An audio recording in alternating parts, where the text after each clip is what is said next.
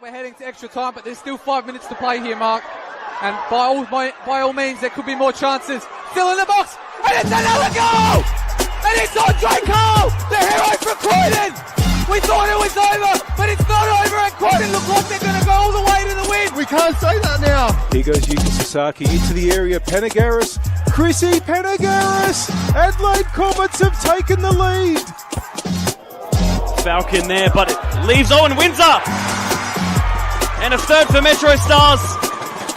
Here's Emma Ryan. She's not one of them because she's from Darwin. The shot from DeCola. Oh! Lily DeCola scores in the cup final again and wins it for West Adelaide.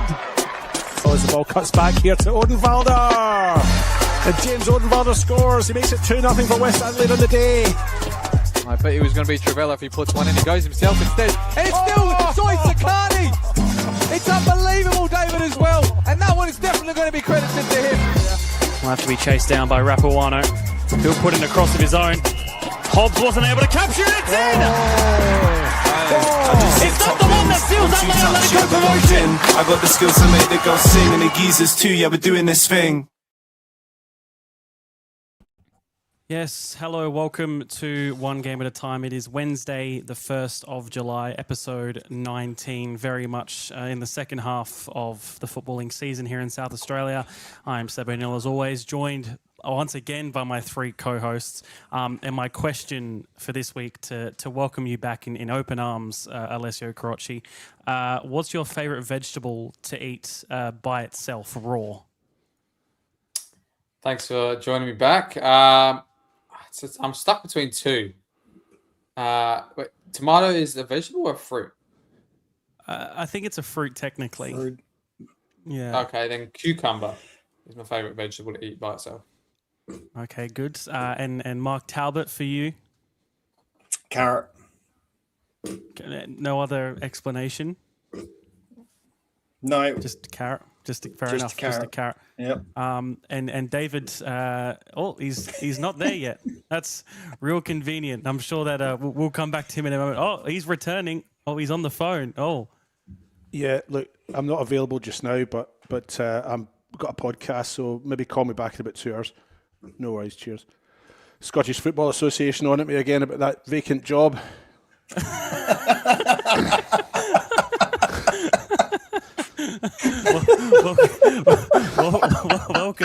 welcome, David. And it was a good, elaborate introduction that wasn't planned. You did Well, well. I thought there was, because I was running a wee bit late tonight, I thought there was going to be a door knock, so that's why I was waiting in the wings. Yeah, so sorry about that. You have to answer anyway. Your favorite vegetable to eat by itself and raw? Oh, I used to like mushrooms when I was younger. They were magic. As I've got older, probably. Do you know what? I actually quite like a raw carrot. I'll actually go and have a raw carrot as a snack. So carrot for me. Double carrot. Really, really good to see. We'll go through our picks for this week. My one, again, just a general while it's still going on. The World Cup, of course, still going on. And I might as well sort of go to you first, David, just very quickly. Your Scotland not making it through as a third place side, unfortunately. Just as I predicted, and I think maybe a couple of you did, I thought we would get the win against Haiti. I thought we'd get beaten by both Morocco and Brazil, and whoa, look what happened. Initially the win against Haiti wasn't enough, and more was needed against Morocco. And I don't think that's a great Brazil side, but to get beaten 3-0 by a non-great Brazil side, I think kind of sums Scotland's campaign up. So I think they had a lot of fun, and I'm glad they were there, but I'm not surprised by any of it. Is that now you get it? answer? Yeah, that's fine. Yeah. And now you get a new coach too, possibly. Might be you, might be whoever else. Well, Ange Postecoglou was on the phone to me as well. He said, "Do you fancy it?" And I said, "I'm not sure about it, but maybe it'd be something for you because you're half Scottish now, Ange, because you've been there so long with Celtic." And that, so I think Ange Postecoglou might be quite an interesting pick, you know. But we don't really take a lot of foreign managers. We had Bertie Vogts, the German, a few years ago, but I think he might be the only foreign manager we've had. And Alessio, for you, of course, you're just returning from your ventures. I suppose we heard a bit about it in the weeks you were away, but just a sort of a quick roundup. Your favourite match so far that you've been to out of the three, I think you went to. Yeah, it's pretty hard. I mean, for different reasons. Obviously, the Socceroos' first game, their only game they scored goals at was quite a good one as well, especially being in that home active support. But we've got the Croatian guests on tonight, and that Croatia game I saw in Toronto, I think, was just unbelievable. I didn't know that there was actually the biggest North American population of Croatians is in Toronto, which is pretty interesting. So that's probably why the stadium was 60% full of Croatians, and we were, of course, in the home fan end of that as well, and right near the corner flag, 3 rows from the game. So I think that was probably the best one to sit in. We had to stand for the whole game as well. My girlfriend wasn't happy that she couldn't see anything from a seat, and I said, "This is just European football. Sometimes you have to sing and you have to jump around for the whole time." And yeah, I don't know how the temp standing as well stood behind us, because it was definitely pretty heavy, I would say. And Mark, for you, what have you enjoyed most so far from this World Cup? Probably Danny Murphy's commentary. I don't know if anyone heard it, but that's probably about Oscar Bob, the Norwegian, and Danny Murphy's cat named Bob. If you get a chance, have a listen. It's probably the most enlightening Danny Murphy's ever been. But if that's what we've got as co-coms with him, we're all in trouble. No, look, to be honest, the fact that we can just watch it relatively easy. It's on in the mornings. It's accessible for so many people to watch is probably the best thing about it. And the games have been fantastic. I was watching some of the Ecuador games today, and that was intense against Mexico. Like, that was just 100 mile an hour the first 20 minutes. It's just great. And there's been plenty of football, and the referees have been relatively good. Like, there's been an odd decision where you question, but overall they've given away, like, the fact that players are going down. They're like, you know what, get up. If you're injured, we'll get someone on. Otherwise, get your ass up and let's get moving again. They haven't taken crap. It's been pretty good in that regard. And how's that covering your mouth law coming into effect twice already? Well, and this is the other thing. Sorry, Mark. The one today was hilarious because it's a very childish sort of thing they do where they see them colour them out and it's he did it. Yes, and Just this is that for me. That's just as bad as calling for someone to be booked. Like, because you know what? If they hadn't have collided before that, right? Because that all came about. They collided before the little incident. But if they hadn't have collided, what's from someone saying like nothing had happened, and then he covered his mouth and said something, and then he's gone that he said something, and then they're going to get booked because they've covered their mouth. But yet it could have been that he liked his sister. You know what I mean? Like it's one of those things. It's a whole he said she said scenario, or in this case he said scenario. But yes, they had the collision before that. Fair enough. But if that hadn't happened and he'd covered his mouth and said something, and then he's gone, he's covered his mouth, he said something, then you go, okay, well, I'm going to send you off and just presume that you're guilty.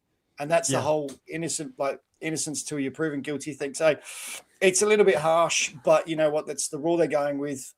I'm not going to argue, but it's one of those things. Yeah, but it is good funny fun, to though. watch. Good fun. And of course, some big match. England playing DR Congo tonight at 1:30, and then of course Australia versus Egypt at 3:30. Maybe a sneaky chance to get through. I think, David. I've just for your amusement, I'm in a chat group with some English friends of mine. I play some futsal with them, and I put in our little chat group, trying to stir them up a little bit. I said I recently did a family tree and discovered, much to my astonishment, that my grandmother on my mother's side was a native of the DR Congo. I said she was born and bred, it turns out, in Kinshasa. It's amazing what you find. Anyway, unfortunately, boys, this means my loyalties are split tonight, and I'll probably, due to my heritage, have to back my African cousins. I hope you understand. You can imagine the responses I got to that.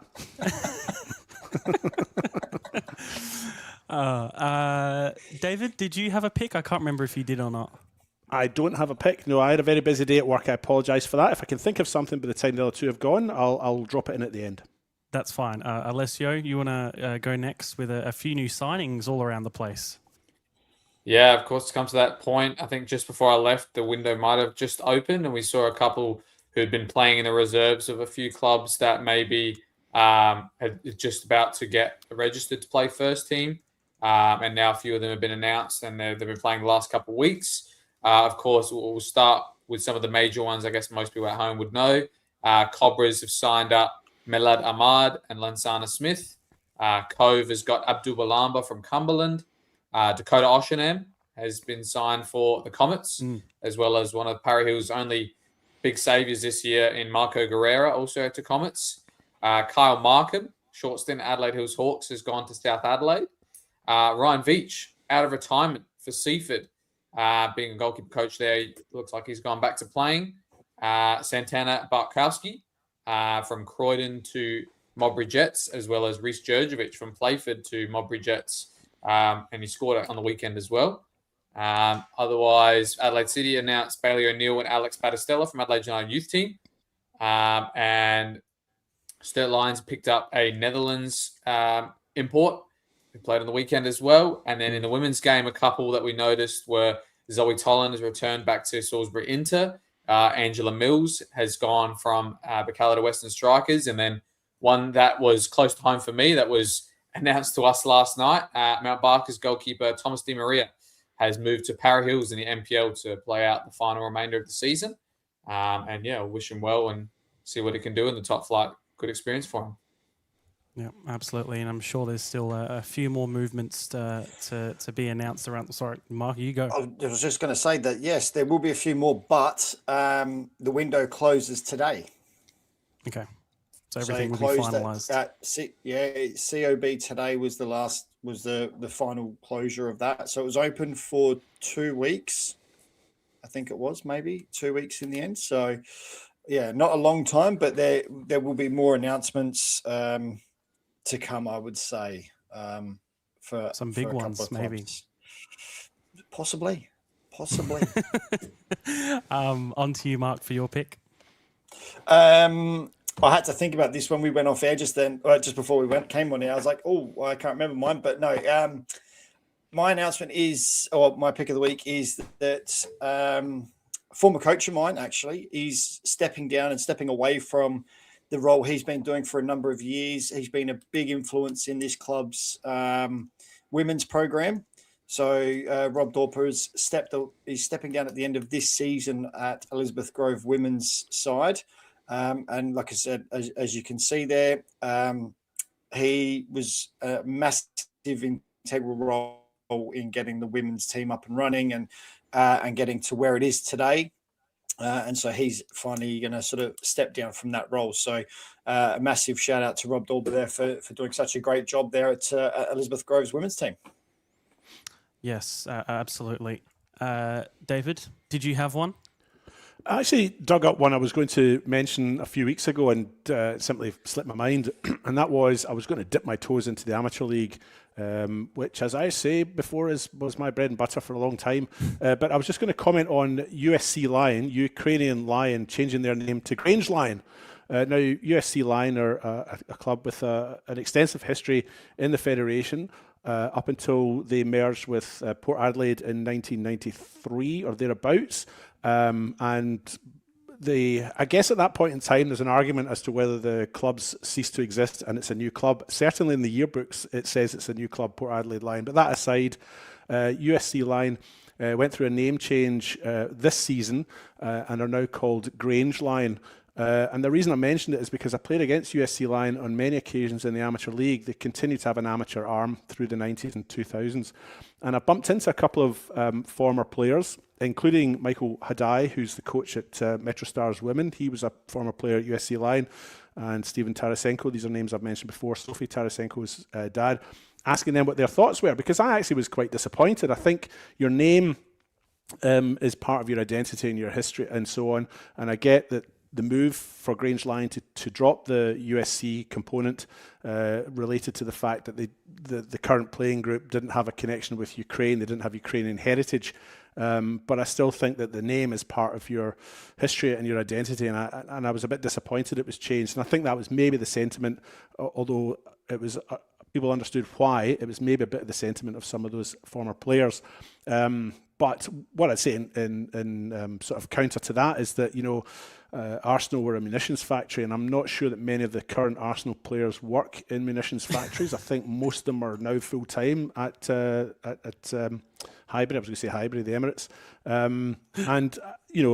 Southampton, they were a church team, St Mary's Church in Southampton. I'm not sure that many of their players are still members of the St Mary's Church in Southampton. Celtic were formed as a result of immigrants from Catholic immigrants from Ireland, and hence the name Celtic. I'm not sure many of the current Celtic team are Irish immigrants to Scotland. So I guess, look, playing staff change, I get that, but Celtic, Southampton called the Saints, and Arsenal, the Gunners, and so on. I think it's part of your identity, part of your history, and I was just a bit disappointed that last sort of tidbit of their heritage is now gone. So, Ukrainian Lion, Ukrainian Sports Club Lion, the famous club, is certainly no more in name. Well, thank you for that, David. Well done to pick Alessio. I was just going to say on that as well. Kravatska wants to say something. I was about to say it was interesting if they did it in the off season as well, because it was only maybe 2 or 3 years ago when all of these South Australian clubs that had heritage had started putting them back in the name after it had been reintegrated, like we're talking to Adelaide Croatia Raiders later tonight.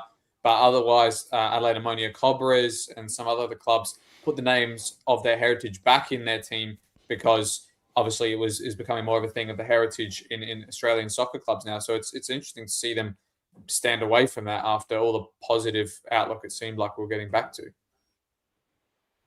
Yeah, absolutely. Thank you for that, David. What's next on the show? Oh, of course, it's the knock at the door, the famous knock on the door, and I think it's Alessio's door. Mark's frozen, is he? Yeah, he'll come back. What's Mark doing? That's quite an unflattering. Oh, he's back. We've got the triple threat from Adelaide Croatia. It's Dave Carosi, Oliver Zafiridis, and King-Byrne. Okay, lads. Yes. How are we, guys? Very, very good. Thank you to the three of you for coming on the show. It's very, very much appreciated. My first question is always to all our guests. Oliver, we'll start with you and then go to the other two. Your footballing journey up until now. Oh, first of all, I thought something was actually at Alessio's door for a second. Look, all the way back, how much time have we got? All the way back, my grandparents grew up in Croydon. So like Croydon Polonia was actually like a couple years in juniors. Then with a few good friends moved to Modbury Jets. We were actually pretty close with the Strainsy in the end. So Ryan Strain's gone overseas and his dad was the coach and had a few years there, breaking into the senior team at about maybe 16 years old in the end. Jason Trimboli was coach at the time. So that was the biggest part of juniors. And then from there, ended up at Adelaide United youth team. That was when it was a little bit more traditional where clubs would send out their youngsters to go for a like youth team trial. Was lucky enough to get selected as a train-on player. So it ended up kind of like 3-ish years at United youth team. And heaps of the boys are still playing now. That was same as Dave Carosi tonight. We're like 1996 born. So Adam Piscineri, Jordan Pudler, Dylan Smith, Donnie Pollock. There was Ben Warland and a few boys went on to play A-League. So that was a good crop. And then a couple NPL clubs post-youth team, a couple years at Burkalla, and then found my way and pretty much like settled in really nicely at Adelaide Croatia now. Did a couple years, 2019 and 2020, then had a move and had a little stint in Melbourne, found my way back. And after a couple years off these last 3 years in a row again, I've been, back at Croatia, which has been great. Feels like home now, that's for sure. Excellent to hear. Jai, for you? Grew up in Gawler Eagles from maybe under 7s to under 9s. Came from a family that all play footy and cricket, so full doggers, only real soccer player in the family. Found my way down to Raiders, maybe under 9s, under 9s, under 12s at Raiders. Loved it. Made some really good friends, and then under 12s till I was about 15, 16. Went through the system, as I'm sure a fair few people have been on this podcast have been through the system. And then 16 to about 20 at your youth team with United. Again, great time, really good part of my career. Had Pezos for 4 years at the youth team. And then the same year that Pez left as youth team coach, I got released from United. So followed him over at Adelaide City in 2021. Had some really enjoyable years at Adelaide City the first 2 years. And then 2023 came back to Raiders, and here we are today. Perfect. And Dave, for you finally? Yeah, for me, no youth team stint. So, but all my juniors and all the way up to under 18s was at Campbelltown. So, we all went to the same school, same primary school, same high school. All played for Campbelltown, and then as we got to under 18s and reserves, I had a couple years at Blue Eagles, and then with no real plan to move, I ended up having a trial at Raiders, and that was at the end of 2015. And then I was pretty lucky to have my first senior contract given to me by Joel Porter. So always got a bit of a soft spot for Joel. And then ever since 2016, I've been at Raiders and played 8 seasons there. And they were good, really good 8 seasons, lots of ups and downs. And then the last 2 years I've been as an assistant coach at Raiders as well. So it's much better being on the bench, and you can just, when someone mishits a pass, you can say something and it doesn't matter. So it's all good. I guess first looking at the recent term, of course, you guys had a big win on the weekend against Adelaide Cobras. You now sit top of the table, albeit by 1 point. But I guess on the game itself, Oliver, I'll go with you. How did you find it, especially in such an emphatic win? Yeah, it was nice. It's a rare one to have a scoreline like that these days, I feel. So it's nice to get a game where it feels like it's a bit more relaxing at the end. But look, it's been one of those years. Same for Jai as well. First year, like, experience in the state league has been so unique. So I'm almost more nervous before every game because you just don't know what you're coming up against, and it's really even. Every game's tough. So it was only 1-0 at half time. You're kind of like, all right, we're going to have to dig in here to start the second half. And we were lucky enough to kind of break the ice with 2 or 3 quick goals to get it to 3 or 4-0. And it was nice to finish up from there. But a few boys getting goals and playing well as a team. We kept banded. It didn't relax. So just a step in the right direction this year at the moment, which was nice to have at the home ground as well. Yeah, absolutely. Jai, for you, from your perspective? I was just happy it was 4-0 in the 60th minute. Put my hand up to come off. 3-0 the week before against Atletico, so 60th went up again. So I'm just, it was good.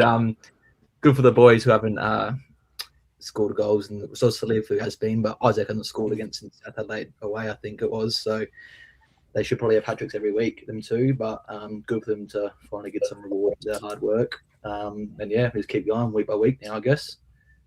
No, absolutely. And then I guess, Dave, a question for you in a sort of different perspective. I was just looking at the table. As I said, you currently lead by 1 point. You've scored, by my look, the second most goals in the league. You've conceded the second least. You've scored the most, conceded the second least. But how are you managing, I guess, such a tight season all around the table? Yeah, it's been really, really tight. And I think with the state league, it always seems to be like that. You can either be going top or you can, maybe be close to falling out of the 6. But yeah, for us, since we started with our new coach coming in at the end of last season, we just had a real focus on being strong defensively, and then just making sure we're sound in that department. And at the start of the season, we did concede 3 goals against Modbury in round 1, and then we had a really good run of not conceding. And so we always pride ourselves on, and we talk a lot about not conceding goals and striving to keep clean sheets. And then going forward, we do have a lot of firepower, and I think it showed on Saturday, probably even a few weeks before that, where we were building and creating a lot of chances, but we just couldn't have that final product. But Saturday was a good reward to get the 7-0 win. But yeah, as you mentioned, it's just so every game, you just have to be so focused from the start right until the 90th minute plus injury time, because every week we're just striving to get promoted, and so is every other team. So it really does feel like a grand final every week. But we just got to do our best to stay in the moment, take training by training, and not look too far ahead. So our head coach, Phil, he does a good job with us coaches, Brenton, myself and Nick, and the boys as well, at just really chunking the season, whether it's monthly or taking each game as it comes, and not looking too far ahead. Yeah, from an outside and a neutral perspective, the league's been very entertaining to sort of see how it's shaping up every single week as well. Before I move on to the others, I do have some viewer questions for the 3 of you submitted by the general public.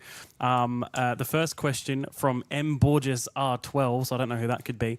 Zaf, be 100% honest, best on Orcs. And I'll throw this question out to the 3 of you. Yeah.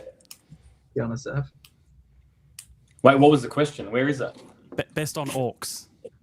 Oh, best on Orcs. Look, I request Jai a fair bit on game day, especially. So he's here.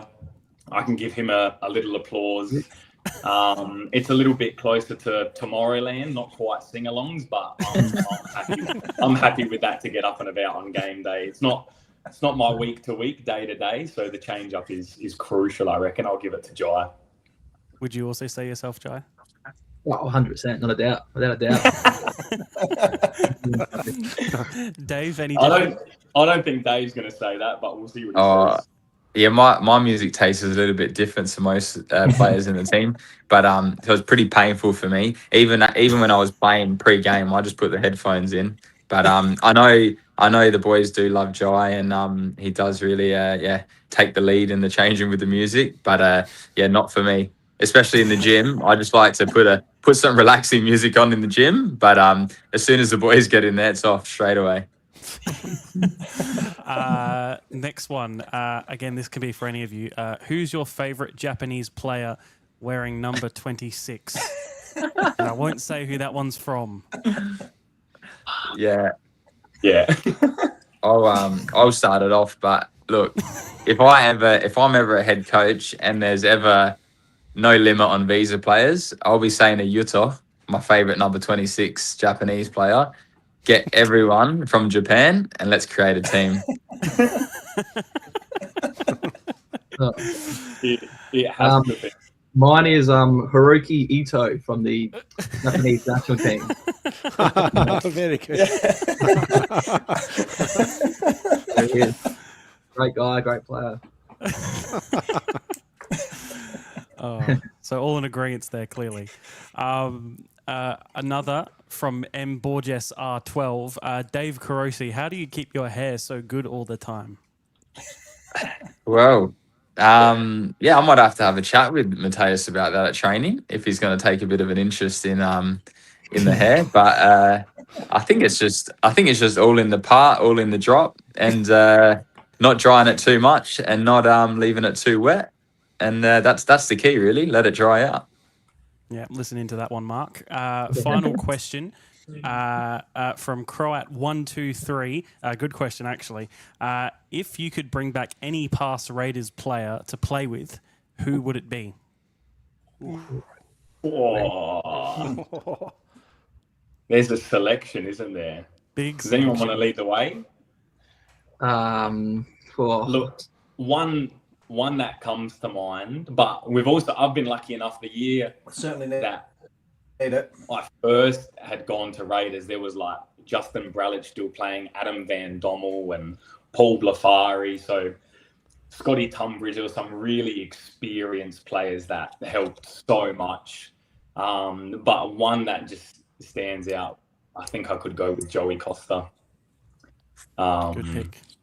Yeah, if we obviously were lucky enough also to have Ant Costa as our captain the previous 2 years, so those Costa genetics, but yeah, Joey Costa's up there, I reckon, for me. Jai?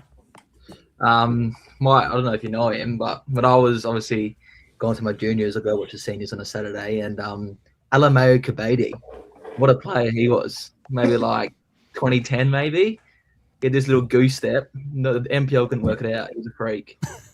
So he was a great player. I think he went to Western Strikers after Raiders, but he was always good fun to watch. And Dave, that's such a. I've been thinking about it for the past minute now, and I just keep changing my answer. But I think I'll say JB. So Bralich. When I went there in 2016, we formed a good relationship, and we probably always were before training, after training, always doing extras together. So I really enjoyed that. But I think I'm just going to go. I think Mimi. Some of the stuff at training Mimi used to do was just awesome. And like sometimes I'd sit back and just be like, wow, I'm pretty lucky to be training with this guy and playing with him. And I also want to make a special mention to Nick Budin and Paul Blafari, just two great leaders. And on the park, you just do anything for them. Perfect. That's all from the viewers, and thank you to the viewers that did submit questions, because there were plenty more but didn't have enough time to ask all of them. Mark, I'll go to you next. Oh, he's delayed. His internet's lagging. I'll keep it relatively simple. Again. Yeah, I told you. It's because I live so far south. The question, if it comes through, the question I've got is to all three of them actually, is how is the change at such a crucial period of the time or crucial period of the season last year from one coach to another, from a player perspective, and then obviously from an assistant coach's perspective? Who wants to go first? You go, Dave. Go on. No, I'll let the players lead it off. Dave will rave about it. His coaching staff, he has to.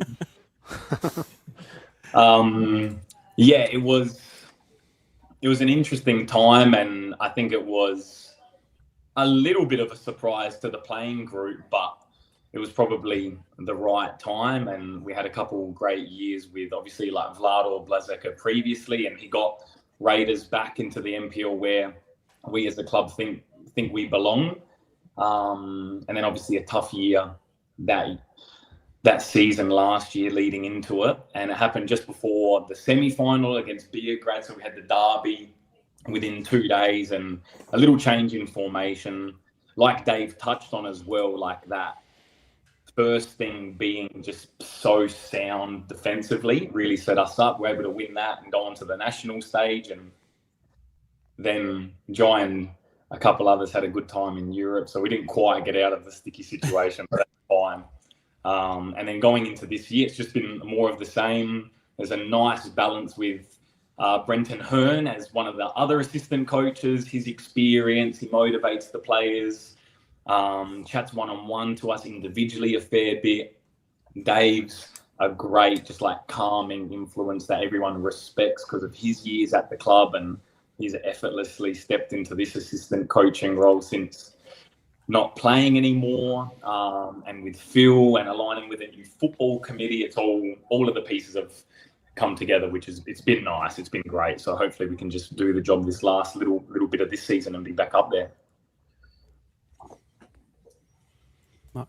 Yeah, and then for me it was, like Zaf said, it was a bit of a surprise. Obviously tough. I came to Raiders with Vlador. Like he was coach, got the club promoted. So he was actually one of my junior coaches when I was at Raiders as well. So we have a good relationship and very good friends with his sons as well. So yeah, it was a bit of a tough time when that did happen. But obviously you move on, I guess, as a player. You can't get too caught up with it. I only had 2 weeks or 3 weeks with Phil, and then me and Brad went to Europe, which wasn't great. We kind of booked Europe before the season. We were a bit naive to think that we wouldn't be in a relegation battle. The lads will be all right, but we kind of jet off. But again, this season we're just working week by week, keep grinding with Phil, and hopefully we get back up there. Yeah, I think as an assistant coach, I guess I've been as a player having a change of coach as well, seeing a coach move on during the season. Well, a couple times actually, and then as an assistant coach, it's a very different feeling as well. So it was a tough time in terms of a footballing sense for the club, but when the decision's made, I think we just all got to look at what everyone's doing is just to move the club forward and to try get the best out of the players, and then in that moment it was to stay up. We didn't stay up, but once again, it's just about moving forward and getting through the State League 1 season and trying to get promoted. But at the time, people that are making decisions are doing it for the best interests of the club. So there's never, I guess, there's never a right time. There's never some might say a little bit earlier. Some might say don't do it, but something at times something might have to change. But then again, we didn't stay up. But as I said before, it's just always in the best interest of the club, and so far so good this year in the State League. But I just want to make a mention to Vlador, and we did get promoted in 2023, and he did a lot of good things for the club in that time. And now Phil's taken over as the head coach, and once again he's been fantastic for the club in what he's instilling. And off the back of that, he's brought through a lot of youth, which also played a bit last year. Now, Oliver and Joe, you're probably the two more older, experienced players in the side, really. And Joe, you're only 24. So what's that like now, having to sort of guide those youngsters? Because they are obvious. A lot of those players would have come through the youth ranks at Raiders and are relatively young. So what's it like being in that sort of environment now? Yeah, I can see where they're at. I was a youngster as well one day, but when I kind of re-signed my Raiders again, like I said before, I had to get my working with children certificate because child during pre-season.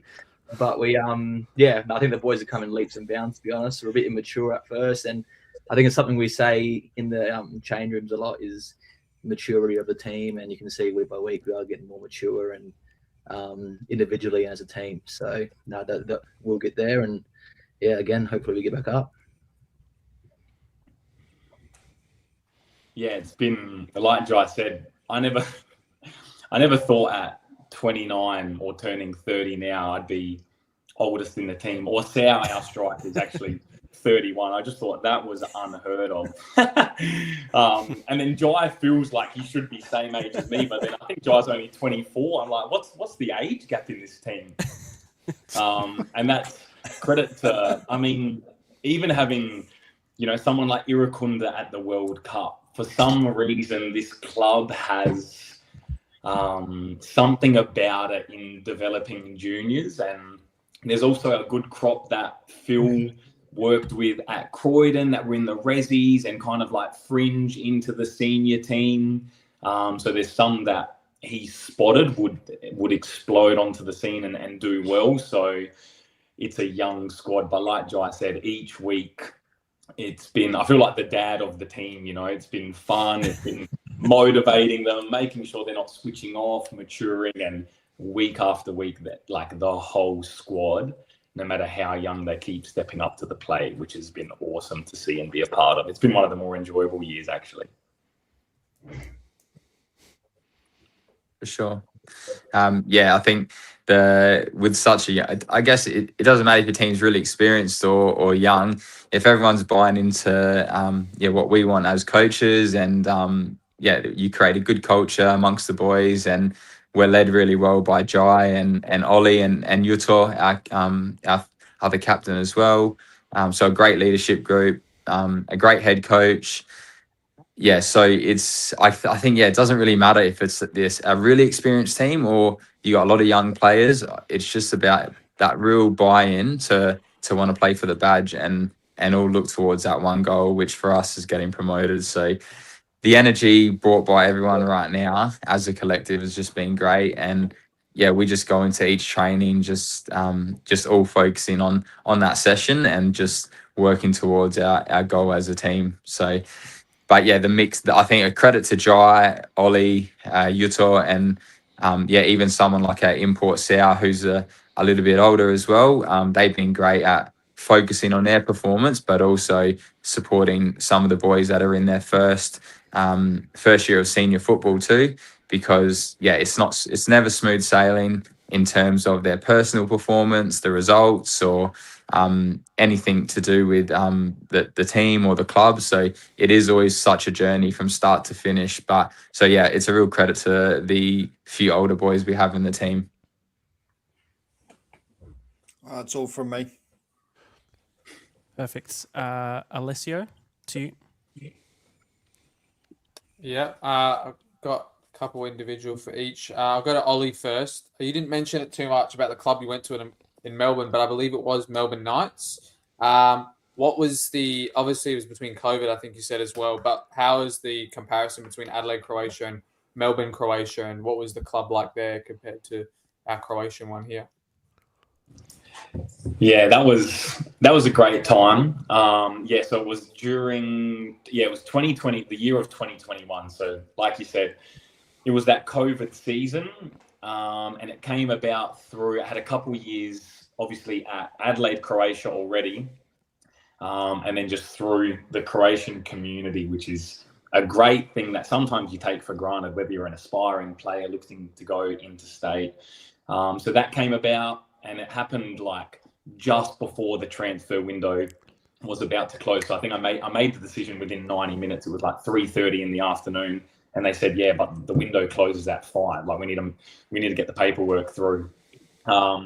So made that decision, went over, and it was really similar to a certain extent in terms of the feeling of the coach, the culture, the team, the couple key Croatian players and then some other boys around. I was lucky enough that in the team was, I don't know if you guys remember them, we had Alan Webby, who was one of our strikers in 2020 here, so he had gone over. And then we had Mohamed Samaro. So I went over and had a couple of boys that I knew, except then everything was just on a slightly bigger scale. To have the Mark Viduka grandstand like at Melbourne Knights home ground was just incredible. So the crowds were bigger. I think I got there on a Monday, I drove over Sunday, and on Saturday was the derby against South Melbourne, and they had like 2,500 people there. So I just missed that, which would have been cool to be part of. Ended up playing, I think it was 6 games. Season got put on hold and never returned. But similar to what we have at the club now, which has been great, because after last season, the football committee, in line with the coaching staff and everything the presidents had put in place, we got a new gym built. So at nights, there was always gym before training, prehab stuff, after training, some heavier strength so that you're not too fatigued for the actual session on the pitch. Change rooms a little bit bigger, more like a Premier League change room. It was like carpet floor, slightly bigger lockers and everything. So a little bit more scale, but really similar. And the club felt just as great and community-based and culture-based. So that was an awesome experience for sure. I'm grateful for it. And just to follow up on that as well, obviously you came back and I think you played for Metro, or was that before you went maybe? And then you came back to Croatia. So was there any other clubs in between there that you had options to come back for? And what made you come back and spend most of your career back at Raiders now and that kind of thing? I know, great question. So before going to Melbourne Knights, I had made the move to Metro while in Adelaide still. So I had started the pre-season, and that was because of someone I mentioned before who I looked up to as a leader was Adam Van Dommel, and obviously a legend at Metro as well. So I built a really good relationship with him, looked up to him. So wanting to level up my game as a left back and left wing back, he said, come, and kind of got me over. But then early in the season, it was 4 or 5 games in, I got that call from Knights, and I was actually about to stop playing. I was kind of at that crossroads of wanting to start a business of sorts, but I thought, all right, well, Melbourne Knights, maybe that'll give me the spark, see how we go. So then when I returned, that season finished early because of COVID. And when I returned, I made the decision to stop playing. So I ended up having 2.5 years off, not playing, and then kind of juggled work and running my own business slowly, and obviously still love the game, and came to that realization that it could really fit in effortlessly playing again. And then building such a good relationship with Dave, who's on tonight, it was kind of a no-brainer to come back to the club. Ian Krivich was the president at the time, who I was really close with, and having Dave there and knowing the boys now that are in our team that were, 16, 17 at the time, now they're 20, 21. So yeah, and then 3 years have gone by just like that. Yeah, awesome. I'll move on to Dave now as well. Not sure if many of you know, but he's actually a former coach of mine as well, back at school soccer days. No way. And he balances the... He doesn't remember you, Alessio. Dave always raves about his Mercedes 11s team, don't worry. Yeah, well, fortunately for him, since I left, he started winning some championships and some intercols. And that was my next question about what felt better, being a coaching staff part of the finally delivering intercol for Mercedes, or the promotion with Raiders? No, I'll give you my real answer off here, Ali. All right. It was I love doing both roles, and I think coaching the first 11 at Mercedes when I just started out teaching there, and it has helped me a lot, and it did give me a lot of belief in myself, and just really affirmed that I wanted to be involved in coaching. And I do like that I get to, lead the team there at Mercedes, and then learn from all the head coaches that I've had as a player and now as an assistant coach as well. So they both complement each other quite well. But I reckon the promotion just tipped it. But the interculture are always special, that's for sure. My next question for you as well is, of course, with the current crop that's come across since the end of last year to the start of this year, a lot of them probably haven't been former teammates of yours. So do you think it's been a bit easier to be a more authoritative figure or gain some respect from the group now that a lot of them don't know you as much as a player as a coach? Yeah, that's been quite different this year. My previous couple of years as that player assistant, still training a bit more full-time with the boys, and then a little bit less last year, and then now just full-time assistant. It has felt different. But I also do want to say thanks to all the guys that I played with, and even having Jai and some of the boys there too now. They've always shown me that respect, even though we're close in age. Even someone like Ollie, who I'm quite good friends with outside of football, we sort of always keep things professional. But yeah, this year having a lot of the younger guys come through, it does. I wouldn't say change things, but I guess because they just see me as Dave the coach rather than Dave who was a player as well. So I enjoy both sides of it, and I think I've always just had a great bunch of guys at Raiders that have just, I've respected them and they've respected me. So it's always felt quite good. But yeah, the younger guys this year probably haven't, ever trained with me properly or anything like that. So that's probably the main difference. Awesome. Finally, on to you, Jai. Now, obviously, being such a young captain, as we mentioned before, and you've already experienced a lot of the moments that many of your teammates probably haven't. Do you think that gives you a bit of an edge in some of the games in State League One where it seems like you're kind of dragging your team back into games or taking the result, finishing it off as well, where maybe some other people in your team as well as the rest of the league haven't had the experience of fighting for NPL championships, playing in grand finals, etc.? Yeah, I'd like to think so. Again, it's not really like me, Zaf, Utah, like even Sal. We don't really want to put the responsibility just on us. It's kind of a team effort. So everyone wears the responsibility of their role. So, but I think it's more just sometimes of the experience in games. I've had to manage games, which is I'm trying to step up in a bit, because sometimes, like I said, the team is a bit young and everyone wants to go forward and score 100 goals a game. But sometimes the game calls to put the foot in the ball and just relax a bit and string a few passes together. So I think, I'd love to think so, but like I said, the team's maturing as well, so they're kind of learning, and hopefully I'm right, I hope. And obviously, getting the captaincy this year as well. I'm not sure if you were in the leadership group previously, but how has it been for you to step up to that role? And has it been a bit different in games where you have to think of the whole team performance rather than your own, and have to put some of them before you in some of the team talks, etc.? Having to G up guys that are a couple of years younger than you, or not, or a couple of years older than you as well. Has that been difficult for you, or? No, Ollie Zaf's actually the captain. He's the captain of the squad, but I only wore the armband a few times when his hammy wasn't right. So he does all the change rooms. I'm usually just on game day if he's not available.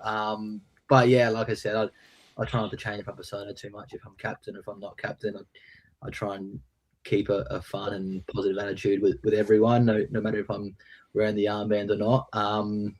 Zaf might beg to differ sometimes, but Zaf's the captain, so he calls the shots. But like I said, everyone knows their roles, and it's not just us as a leadership group that are expected to lead by example. It's everyone that needs to step up, and I think, we're getting there. We'll get there eventually, but we're getting there slowly.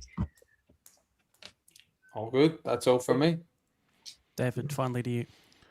Okay, I'm looking at the ladder now. You're sitting top, although Mudby Jets do have a couple of games in hand on you, and they're within reaching distance. But let me paint a scenario for you, because I think if you win the league, you should be promoted and not worry about playoffs. It's just my personal opinion. So let's say Adelaide Croatia Raiders finish top, they're promoted. Who are the two sides beneath you right now in the league that you would think would be the next two worthy promotion sides if three were to go up, for example? Who are the biggest two sides there underneath you that, and I'll go to you first, Dave, as the coach. Who are the biggest threats in that State League One? Yeah, the first team would have to be Modbury. I'd definitely put Modbury in there. Yeah, Morris has been there for a while now. They've got a good core there, and they've made a couple signings, and they are playing quite well this year. Olympic is always a side, and you see some of the boys they got in the team now. They've got that experience. So I think around finals time, players like Ricardo, Perry, Jared Brazali, Jordan Puddler, with that bit of finals experience, will be big for them. So they're someone that I think will challenge. And then, to be honest, with what we've seen this year between teams like Fulham, teams like Atletico, Cumberland, even on the day, if the team is just, they're all buying into their system, anything can really happen. But I think Modbury and Olympic are definitely two standouts. So, all right, I'll just write that down. Oliver, for you, same question.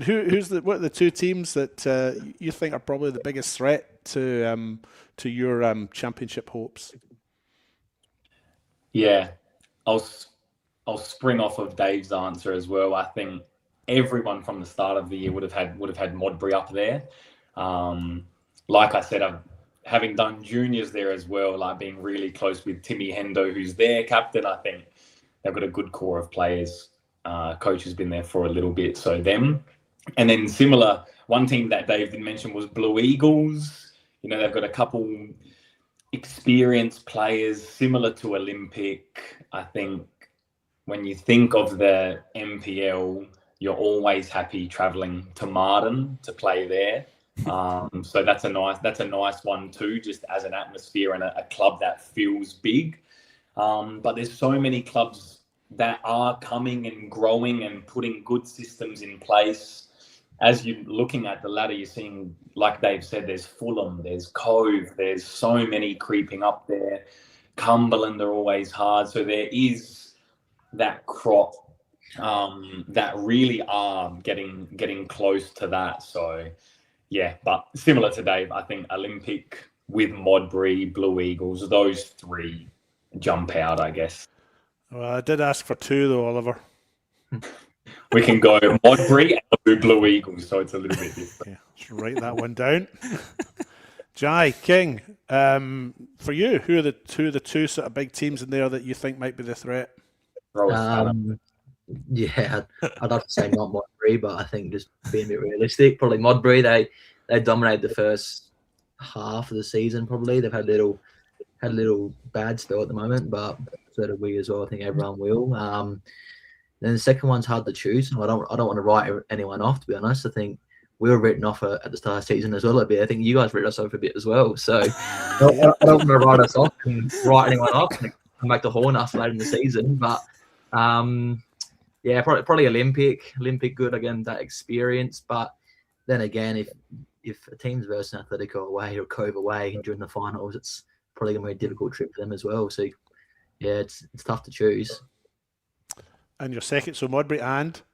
Yeah, we've got Olympic as well, I reckon. Okay, Olympic. I'll write that one down as well. Just while I've got you there, Jai, you only score bangers as far as I can recall. I've commentated a couple of games when you've been playing. The one that sticks out in my mind is your goal against Adelaide City last year when you ran Maradona-esque from your own half and then had a shot from well outside the D that beat whoever the goalkeeper was at that point in time. That was... I can't remember, actually. I think it was Dakota Oxenham, yeah. Don't pretend like you can't remember, brother. I've been a few times about it. So your favourite goal, your own personal favourite goal that you've scored, the one that's memorable for you, because that's the one that you've scored that's memorable for me, pal. So I just wondered if you had one of your own that stood out. Yeah, probably that one. That was good. That was in 2024. That was the first season after I left Adelaide City as well. So I did the humble thing and ran to their bench and celebrated in front of them. So that was good. In front of Pez. Probably that one, or free kick against Fulham this year was a nice one, but just happy to score goals, to be honest, because my first 2 years at Raiders, I reckon that one against Adelaide City was my only goal, I reckon. So Yeah. So that City goal was 2 years ago. Then I thought it was last year, but I think you're right. Actually, now that I think about it, I did commentate on a game you did this year down at Cobra's, and you beat them 3-0. And man, I sort of wanted the result to go the other way because they were the hosts and they were looking after me. And you're packing up and you sort of leave quietly out the car park as the home team are beating. But, Oliver, you don't score that many goals, Oliver. You've only got one this year, but you take corners. Is that right? You're the sort of corner kick taker. Just wondering what your favourite corner kick is this year. Oh, there's not many goals. I usually cruise at about 1 goal a year, and funnily enough, that goal normally comes from a corner. There's been a couple NPL corners at South Adelaide on a nice windy day. Look, favourite corner, who knows? That one. As I could say, like just before half time, Jai's just got a knack of timing his run into the box and just glance the header. Even just recently, another corner, Jai header, and it just like rattled the crossbar. So that was a nice corner, if I can say that. yeah, of course you can, mate. That's your strength. That's your superpower. Corner kicks. But that corner at Corbis, I remember it was it was fine. 40 or 44th minute or thereabouts, quite early. Well, first goal you scored that in that particular game. But right, David, coaching. You mentioned earlier on, that if you ever had the chance to become a head coach, is that an ambition you have? Pretend the Croatia Raiders people aren't listening right now and answer whether that's... do you have ambitions further than where you are now? Would you like to be their head coach at some stage or a head coach somewhere else? Yeah, I think that's where I'm heading. I really got a strong passion for coaching, and it was probably a bit of a part of me stopping playing as well, just because I just really love that coaching side of it. And so, yeah, I think it is an ambition for me. And so, yeah, we'll just have to just continue doing my apprenticeship as an assistant coach. And, yeah, I do love to learn. And, yeah, I'm really enjoying my experience with the first 11 at Mercedes. So I can practice things with those boys there at the college too, in terms of training and in terms of on game day. But yeah, I've enjoyed my experience as an assistant coach, and yeah, hopefully one day I'll get to lead a team. Cool, good. No further questions, Your Honour. Perfect. Thank you for that, David. With that, it means that it's time for Separating post-production. Yes, it's my turn this week, unfortunately. I will try and make this as quick as possible. It's not much of a quiz. It's more of just a test of knowledge for Dave mainly, but Oliver and Jai, your expertise will be included as well. I've done this before on the show. How familiar are you three, or how often have you played the video game Football Manager? I've spent more hours on FM than I have with my girlfriend these days, I reckon. Dave, for you? I love it. Well, you know what? I've actually never played. So yeah, it's funny because I do love coaching. Never played though. Just always see my friends play. Yeah. This is going to be a test more so of your, I guess, scouting ability. So I have a few of the selected stats from both Oliver and Jai on their current Football Manager profile. I'm going to tell you what the exact stat may be. For example, I will ask, say, what is their corner taking ability like? And you just have to tell me. You just have to tell me on a scale of out of 20, each of them, and then I'll tell you what Football Manager has them rated as, and then let the three of you decide whether or not that's accurate or not. Does that make enough sense? Of course. All right. So, Dave, you're the main judge. The first stat is first touch. So, the two of them, out of 20, where do you rate them? And basically, who's better with their first touch? First touch. Very, very great technical players, both of them. So I'll just tell you who's better, or out of 20? You can do either, whatever's easier for you. All right. I'm going to go for, I think maybe Jai's just got him covered. It's close. But, yeah, so I'm going to go Jai slightly. Ollie, Jai, do you both agree with that? Agree for sure. Yeah, Agree. depends Well, what foot it the is. stat, Jai, your first touch is rated as an 11, and Oliver, yours is an 8. So you got that one right. Good first one. Next one, natural fitness. So just natural, fairly easily explainable. Who has the better natural fitness out of the two of them? I'm gonna have to lean towards Ollie with this one. So I'll go Oliver. Lock it in. All in agreement? Yeah, nah. Possibly. Jai, yours is a 14, which is pretty high. But Oliver, yours is a whopping 18. So Whoa! bang on. He's 2 from 2, 18 out of 20. Very fit. He knows his players. New stat. Next one, dribbling. Who's the better dribbler out of these two? Yeah, I'll probably go with. Yeah, they don't go 1v1 too often. I mean, Ollie probably a little bit more when he's playing left wing back. So I might go with Ollie just because I've probably seen him take a few more players on the left side and get a ball in. But Jai has a few times touched it past someone and whacked it. But I'll lock in Ollie. We happy with that? It's all good. So for dribbling, Ollie has an 8 out of 20. And Jai, you have a huge 3. So Dave's correct with that one. You're 3 from 3 so far. Very, very impressive. Next one, vision. How well are they able to spot a pass out of 20? I love seeing them both do this, and I'll probably ask them to play their longer passes more because I know they can both do it. But I'll go with Jai for this one. Jai, yours is 10 out of 20. And Ollie, yours is a 5. So that's another one that's correct. You're doing very, very well so far. Maybe I think, I reckon. Another one in similar vein to vision, passing. Who's the better blanket passer? Yeah, I'm going to go Jai again, but they're both so good technically. And when Ollie is facing forward, you literally just got to say, I'll just be on the sideline saying Ollie because he's always towards the left side. Yeah, just play that one and he'll just hit it exactly where I want it. But I'm still going to go Jai because if the ball's in the middle of the park and we need someone either play to feet, in behind, perfectly weighted, I reckon it's Jai. Do you both agree with that one? For sure. Yeah, we'll go with that. Jai, you are a 10 out of 20. And Oliver, you're a 5. So that's another one that's correct. Oh, goodness me. These It's like stats you are a coach or brutal, something. man. Next one, finishing. Just how well can they score a goal? Yeah, well, look, at training, Ollie's finishing's great. Jai can have those nights where he's just smashing them over the bar for fun.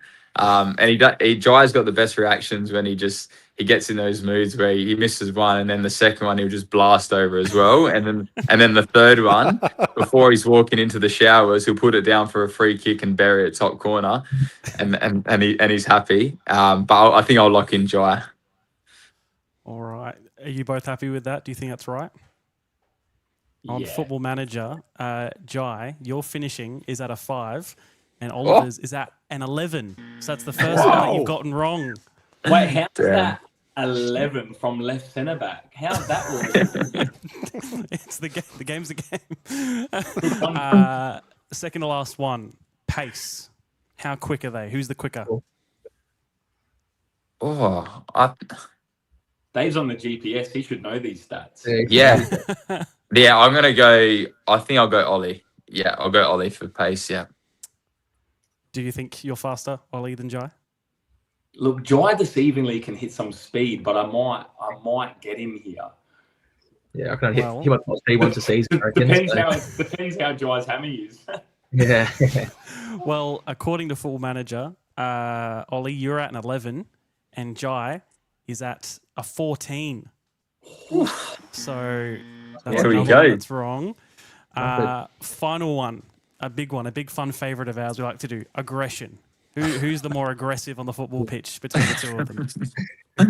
I'm going to have to definitely lock Jai in. I'll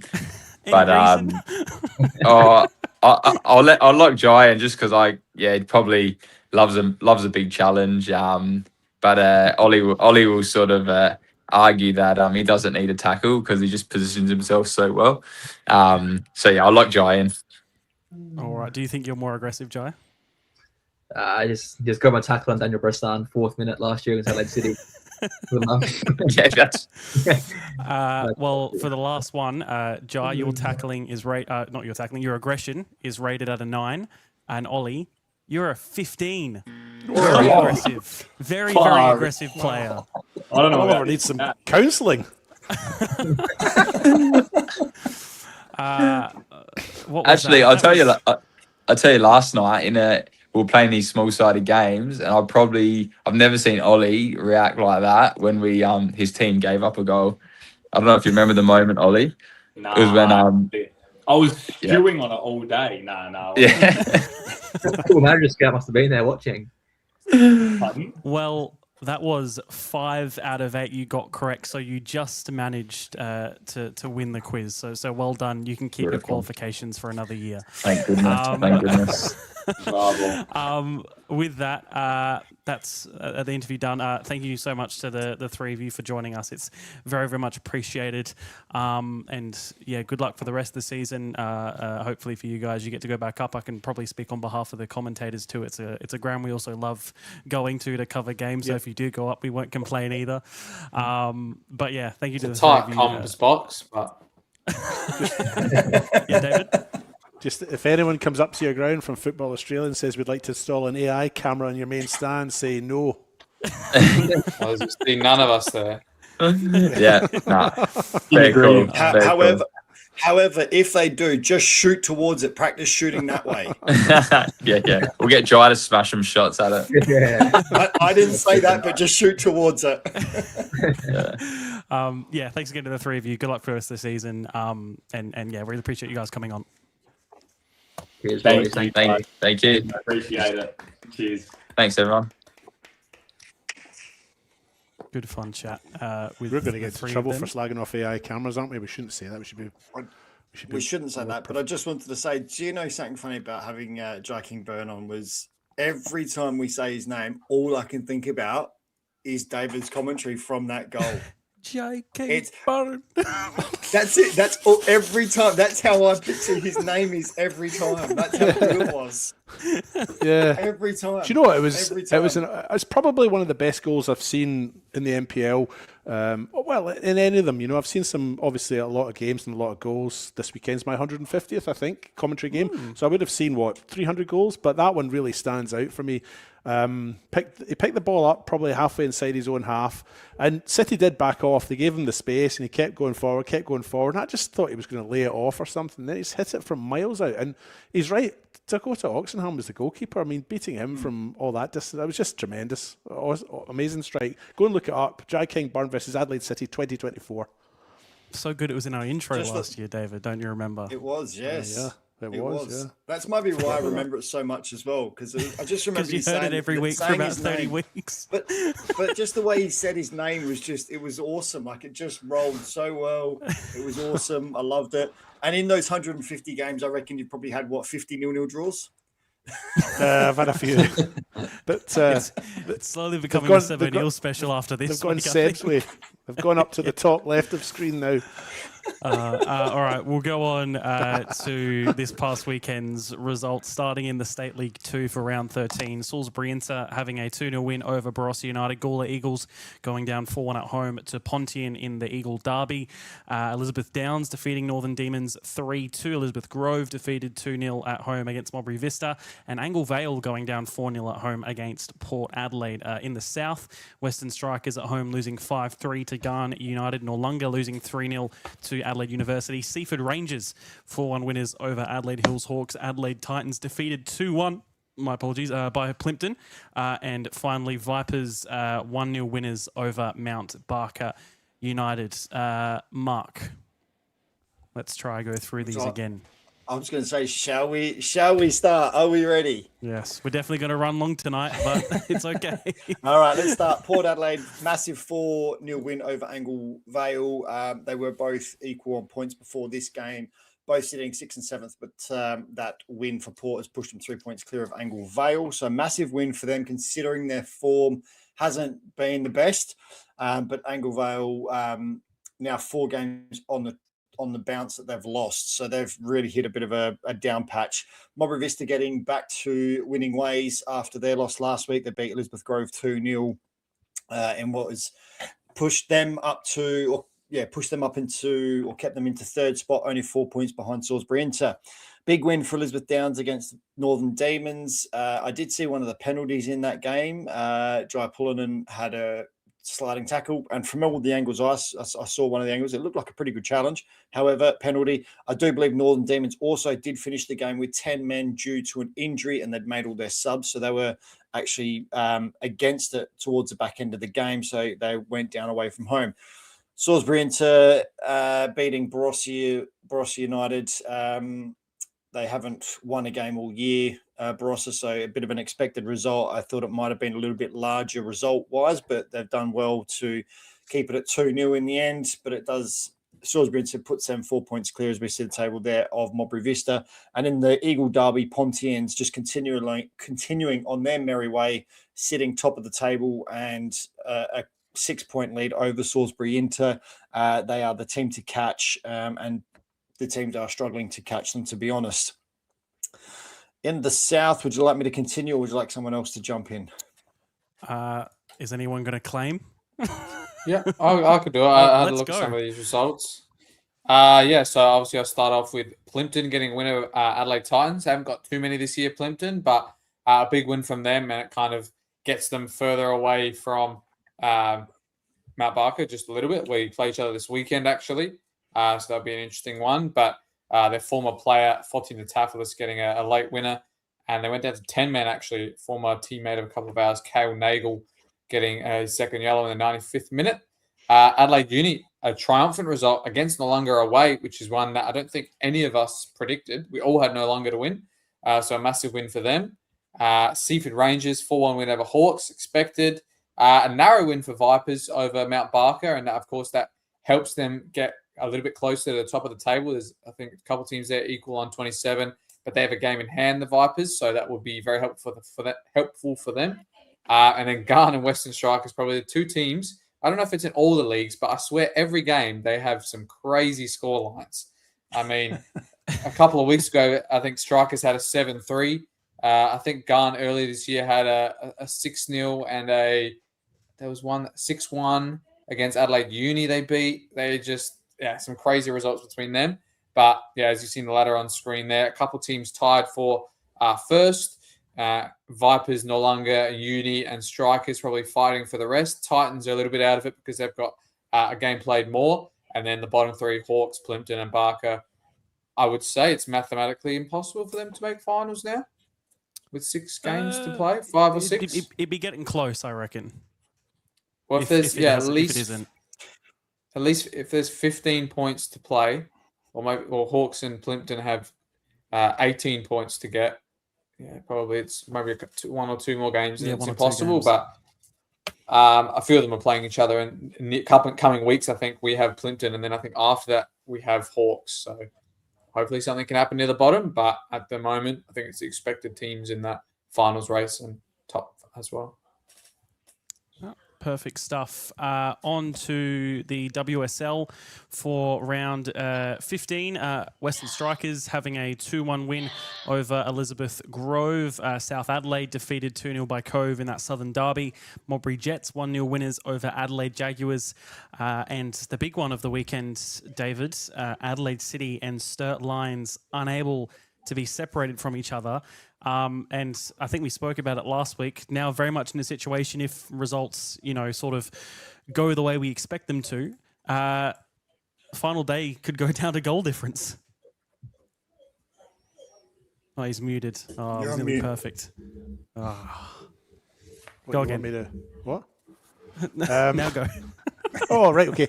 Yes, no, you're right. It could potentially come down to the final game of the season and helicopter Saturday, whatever they call it, when they're trying to work out where to land the title.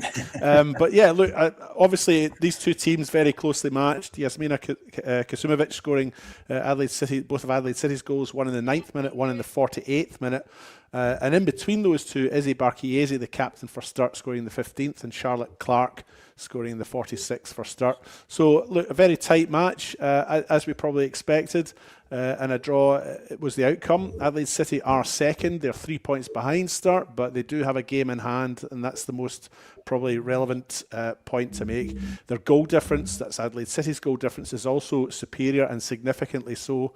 They have 31 goals for. Sturt Lions have just the 24 goals for. And that's going to count towards the end as well. If they end up level on points, then that's the difference between a side going up or a side going down. It's just the number of goals you've scored versus conceded. Adelaide City are miles ahead of most of their opponents in terms of the goals they've scored this year. 44 for, 13 against. Sturt Lions are 39 for and 15 against. So those two well and truly now off on their own. Adelaide Jaguars had a 1-0 loss against Modbury Jets. I can't remember who we picked in that one, but Florence Russell, the goal scorer on that, I think in the first minute, if my memory serves me correctly. So just pegged Adelaide Jaguars back, and I think we maybe mentioned last week that if Jaguars did lose this one, then their hopes of a top 2 finish were dashed. They are 13 points adrift, although they do also have a game in hand on Sturt, if not Adelaide City. Then Cove, yes, they had a 2-0 win against hapless South Adelaide, shall we say. The goals there came from Susan Bassett and Tabby Ryan in the 8th and the 14th minute, so 2 very early goals there. I think a number of players are missing across some of these women's competitions, because I know Gracie Curtis is away in Germany on a camp, and I think young Gilchrist at Campbelltown, I think she's away in the same camp as well, and Brooklyn Rigney, I think a few of them are away, so Cove maybe missing a couple of their younger players, if not just Gracie.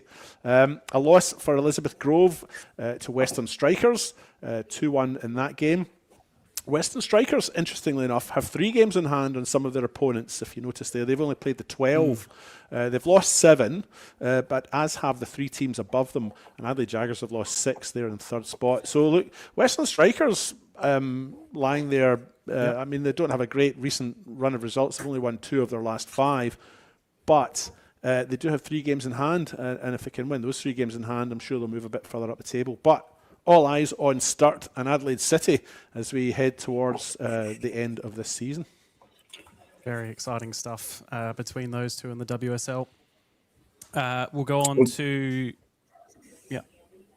I was just going to say, you're talking about goal difference there, David, about Sturt and Adelaide City's goal difference, but you look past that on the ladder and you go to 3rd place, Adelaide Jaguars, and their goal difference is -1. Yeah.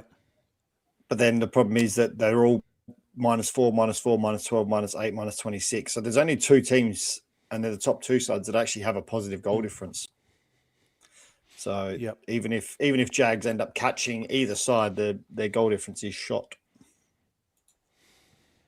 On to State League 1, Eastern United going down 1-0 to Cumberland United. Of course, a big 2 weeks ahead for Cumberland as well with their cup final and also that Australia Cup game soon. Adelaide Atletico 4-0 over Adelaide Blue Eagles. Modbury Jets 4-1 over Adelaide Olympic, as we spoke out earlier as well. Adelaide Croatia Raiders 7-0 winners over Adelaide Cobras. South Adelaide going down just 1-0 at home to Fulham United, and Salisbury United, another poor match for them, defeated 4-0 against the Cove.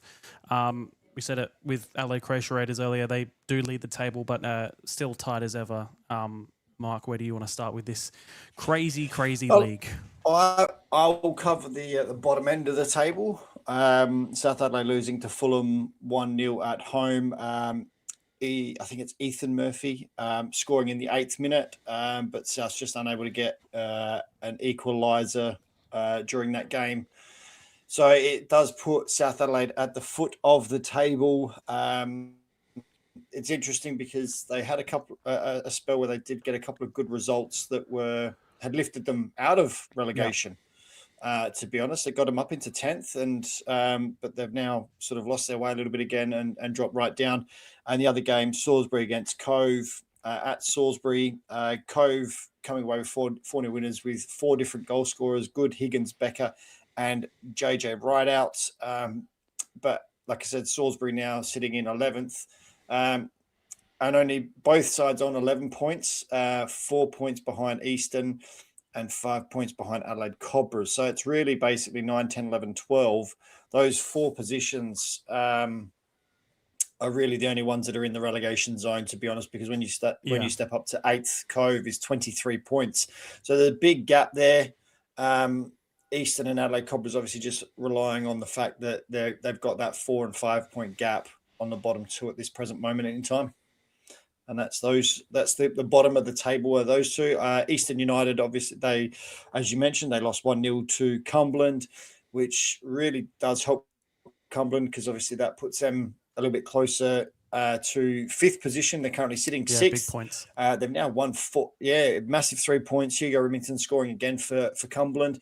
But that's now 4 wins in the last 5.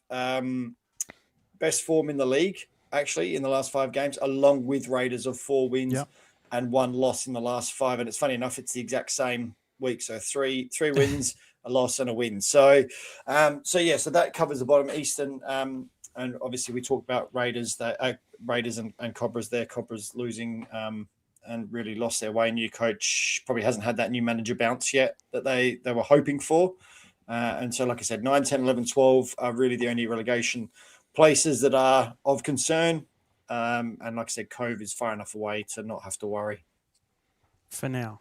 We know what can happen in this league, Mark. For now, they're far enough For now, away. yeah, but they're, like I said, they're 23. Cove are on 23, Cobras are on 16. So there's 7 points, which is 2 games. The way Cobras have been playing, it's not like they've been setting the house on fire or setting the world alight with their results. So if you look at it that way, you sort of got to go Cove are safe. But you've also looked at South and Salisbury. Probably the only 2 teams they can catch is Eastern and Adelaide Cobras.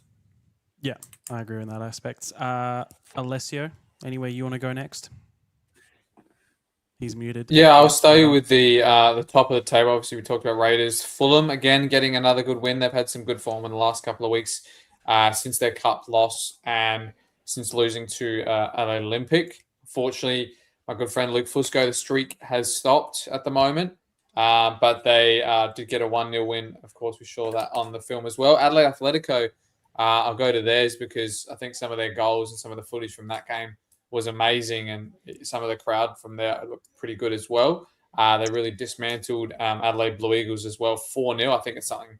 I think we might have, a lot of us had a draw. They would be fairly close in this game, but yeah, smashing them like that. Another goalkeeper mistake, I'd have to say there.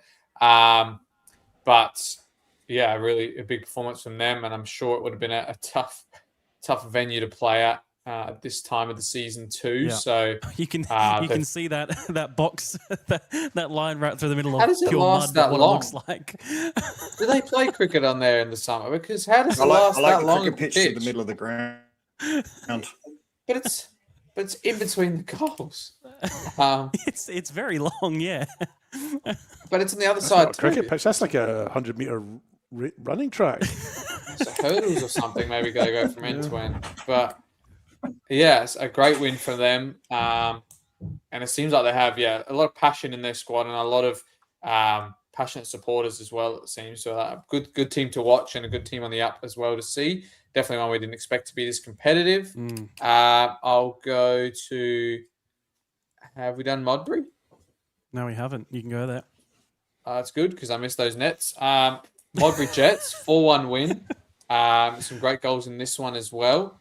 Some early goals as well for Modbury and young Christian Tassotti as well. Hamish McCabe getting back on the score sheet and getting back amongst the goals, which is good to see as well.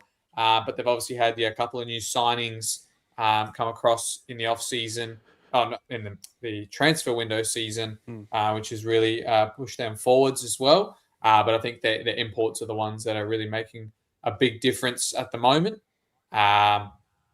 There's some funny things in a couple of these clips as well I wanted to mention. I think it's not this one. I think it might be the Olympic goal, or maybe it's the third for Modbury. Let it play out. This one was a nice goal. Sorry if you're listening to this on the audio only on Spotify.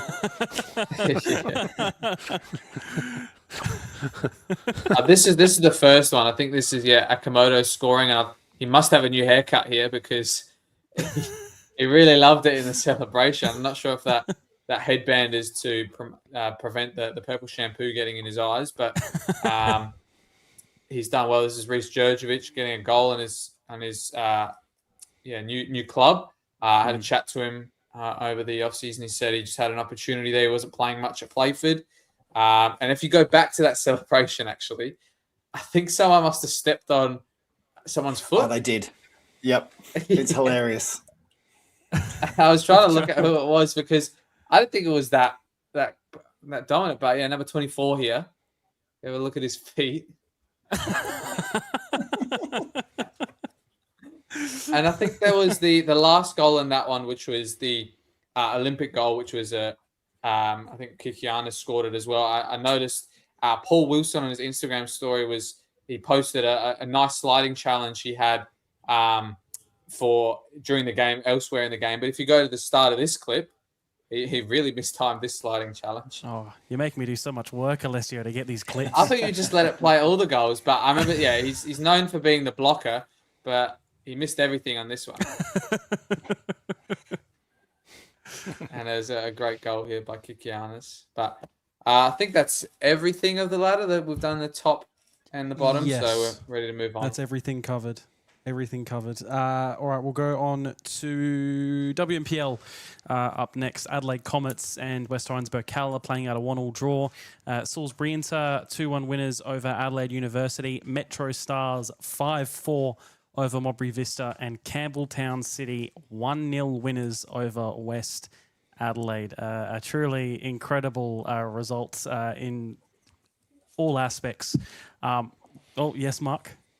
I was going to say, I was the only one to pick Campbelltown, I think. Yeah. Just had to get that out there. Sorry, Tim. Yeah, that's fine. I mean, it was an incredible night. It was me and Ali Atkins there. I did the men's game as well, which was not as exciting to do as the women's game, in all fairness. I mean, it just incredible. And it was a game where I think you could almost feel it coming after the first half an hour. I think, and I spoke to both sets of coaches after the game. It was a game where you could feel something was going to happen in the first half an hour. There was just something about the game where, I think Campbelltown won the first half. West Adelaide came out better in the second half, but they just found a way, Campbelltown, to sort of dampen that pressure and put it back on themselves. It's a huge result for the club. As I said in the call, it was a two and a few years since West Adelaide lost a league game. And these two clubs, since Campbelltown has come in the WMPL, have had plenty of clashes, if you can call them that. It was just an incredible night. It was a great goal from Lydia Gable, her second goal in 2 games from the American striker, which they brought in. A great finish. And again, when it's that late on in a game, you just do not feel West Adelaide were going to be able to come back from that, even though, they're West Adelaide. It was just an incredible night, and a real privilege to be a part of such a big result and such a big event in that one. But then David, at the same time, you had a match that was probably arguably, at least before my game had ended, the standout game of the round, and what a game it was anyway, 5-4. Yeah, I wasn't going to talk about that one straight away, so let me just quickly bring it up. We can go to the other one first. Okay. I was off. Well, actually, I was going to lead into the game you're talking about by firstly mentioning Flinders United's game against West Orange McCullough. I felt if Flinders United lost this one and Metro Stars won their one, then Flinders United were a relegated side. And indeed, West Orange McCullough did emerge 3-0 winners in their game against Flinders United. Goals from Talia Ballardo in the 9th minute. Where are you looking at, David? What? That game wasn't this week. Was that 2 weeks ago? Yeah, you were at Adelaide Comets. Right, we can edit this out. No, I'm not talking about the game I was at. Did so Flinders lost 3-0 to West Orange McCullough in their last game, right? Yes. My point and is, that was the my week point before. is, my point is that if Metro Stars beat, if Metro Stars won their game, which was against Modbury Vista, then I felt Right. Flinders were probably done. I didn't really do that very well. No, But we got you now. you're right. You're right. On Friday night, I was at West Orange McCullough versus Comets, and I had it up first because I was doing it chronologically. Okay, we'll But go now on to that that one then. Now I've gone back. Now I've gone to Metro Stars and Vista. Well, okay, let's clear this up. Where do you want to go? I've got. Well, I was at West Orange McCullough and Comets, but I'm now at Metro Stars and Vista. We will stay there. Continue. Okay. You do that thing and now where you talk about how this was the game of the round, and then I'll come in. Yeah. This is the game of the round. 5-4, David. Wow. Yes, what an honour and a privilege to be at this one. This game obviously had a huge bearing on Flinders United. I felt if Metro Stars won this one, then Flinders were probably down. And I was on the AI cameras, as you can see there. I gave it a go. To be honest, it wasn't that bad. It's a bit lonely being up there all by yourself. But anyway, look, the star players for the home side, Metro Stars, were Hayden Ingram with 2 goals and Jinsu Moon, who I hadn't seen before. I think this was just her second game for Metro Stars. She got a hat-trick, one in the 22nd minute, one in the 61st, and one in the 88th. Her goal in the 61st minute was the standout for me. She just latched onto it and struck it with such confidence from a fair distance out. She could have taken a few more touches and got a bit closer in, but she didn't. She struck it from a fair way out and scored from probably, edge of the D. It's not the one that's rolling on the screen just now. Modbury Vista, they weren't outclassed. It was a very even match. Georgia Dearden scored for them in the 28th minute. Ariana Mondiri scored in the 48th minute. That was a penalty from memory. Can't remember who got their fourth goal. It was an own goal. Sarah Taylor was listed as having scored an own goal. I didn't realise it was an own goal at the time. Goal of the night for me was Vista's Vanessa Reid, their captain, scoring in the 87th minute. That's this one. Oh, this is the penalty. I can't look at the screen. Look, Vanessa Reid's strike in the 87th minute was the goal of the night for me. But a huge win for Metro Stars.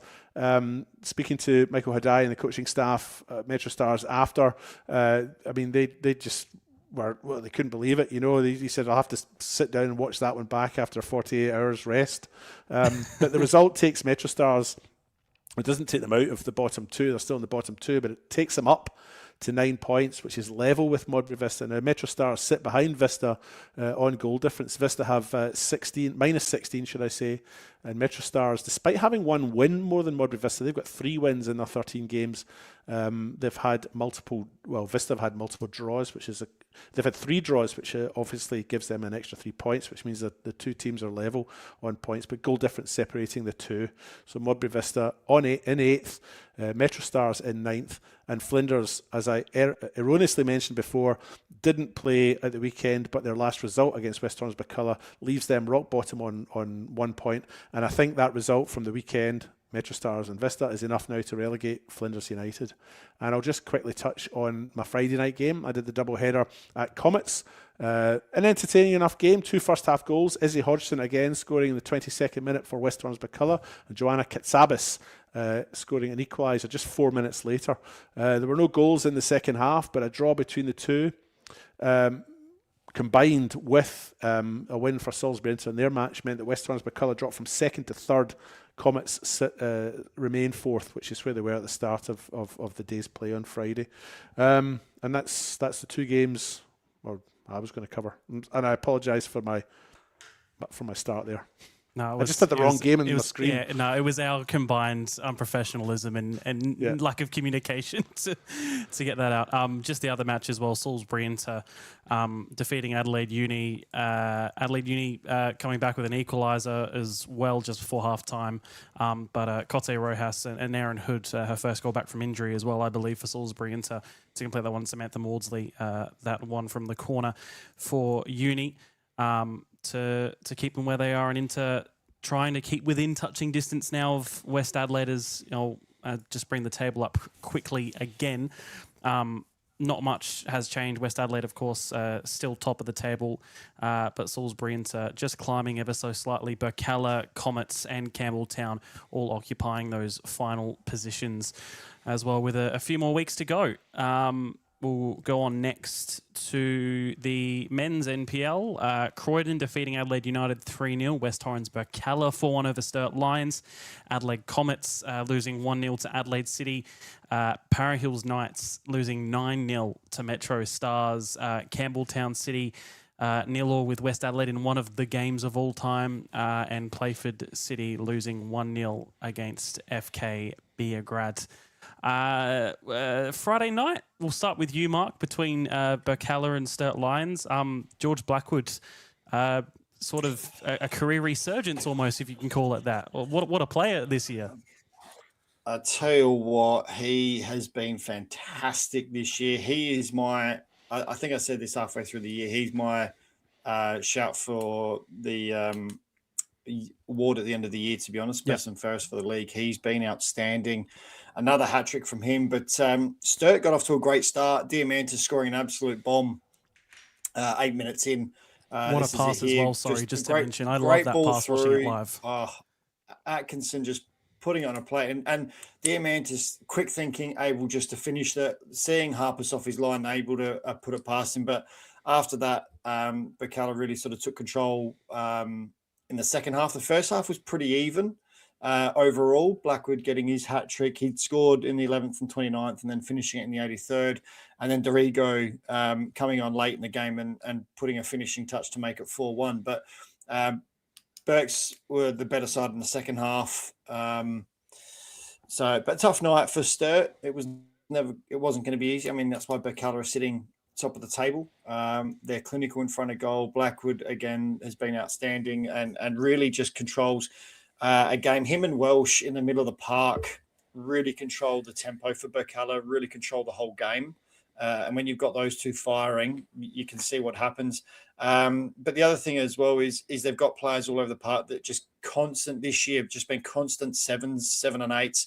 But Vidmar at the back is just absolute solid. He's been absolute Rolls Royce at the back this year. And Clark has been in some fantastic form this year. So it's just working for them all over the park, and it shows when you come up against them and where they're sitting in the table.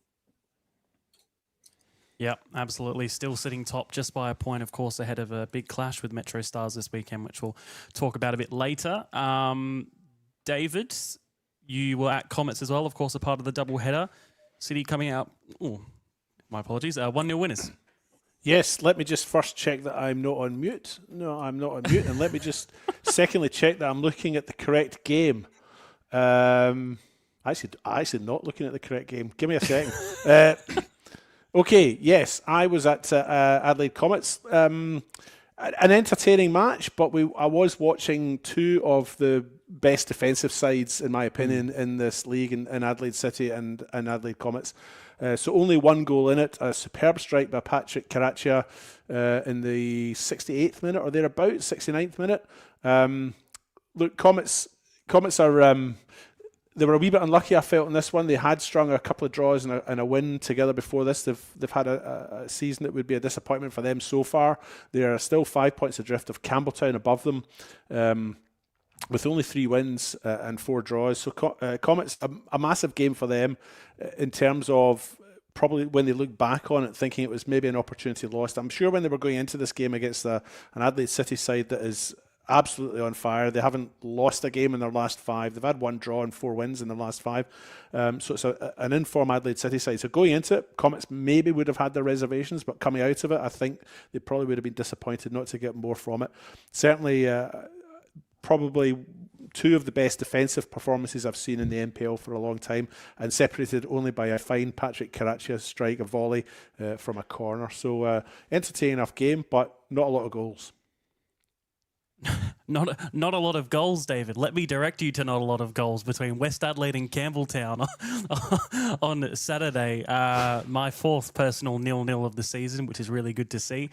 To be honest, I don't remember too much from this game because not too much really happened. It was just sort of no neither side letting each other through. There was a late red card for a second yellow on from Vinny Milanese. But other than that, I can't really say much more. Other than other than a match of football was played at Steve Woodcock Sports Centre. That was the main takeaway of the afternoon. Of course, these are two teams that are so tight in the table. They were equal on points, and I think they still are equal on points. If I double check, yeah, they're equal on points, but West Adelaide sit in 8th by virtue of goal difference. Yeah. But yeah, so a match of football was played. It was also a game. It was also a game I offered to swap with you, Seb. So you did, correct? Yep. No need to show off. You could have had the 5. You could have had the 5-4 at TK Shutter. But instead, I got the 0-0 and the 1-0. So who's winning? True.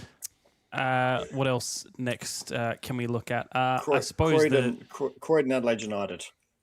Yeah, Croydon again just slowly making their way up, building form against Adelaide United side, who as well haven't won a game in their last 5, and now are only 3 points behind them, trying to make a final spot. And of course, lost. We knew they lost Bailey O'Neill, but Alex Battistella probably a bit more of a shock that he left, because I thought, at least from what I've seen, Adelaide United was sort of starting to fit in there after maybe sort of a slower season last year, Mark.